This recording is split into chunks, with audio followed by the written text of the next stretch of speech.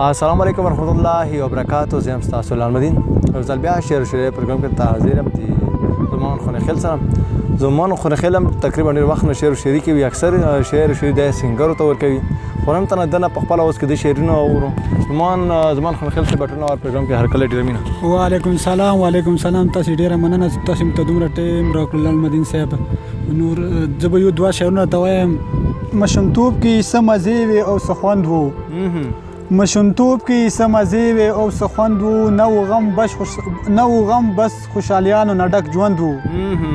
همیشه به مې زړې چپلې په خپو وې، بل په غاړه به مې سیرې ګیله بند و. نه په شرم پوهېدو نه شرمېدلو، نه په شرم پوهېدو نه شرمېدلو، په کپړو کې به مې درې رنګې پیوند و.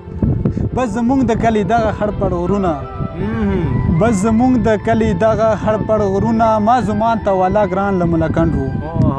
ډېر ښه دی. اور بل به داسې کوم شعر سره پېښه راوکه یو ځل بیا جانانه، په انتظار د یم ښایسته جانانه، ځان سه یې راوړه درنه هېره نه شي زما دپاره لوپټه جانانه، ځان سه یې راوړه درنه هېره نه شي زما دپاره لوپټه جانانه. څومره مزه کړي په چکر چې ورشو، څومره مزه کړي په چکر چې ورشو، په سپین غر واوره د پرته جانانه.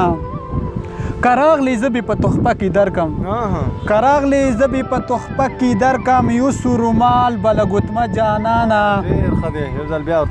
که راغلې زه به په تحفه کې درکم، یو څو رومال بله ګوتمه جانانه.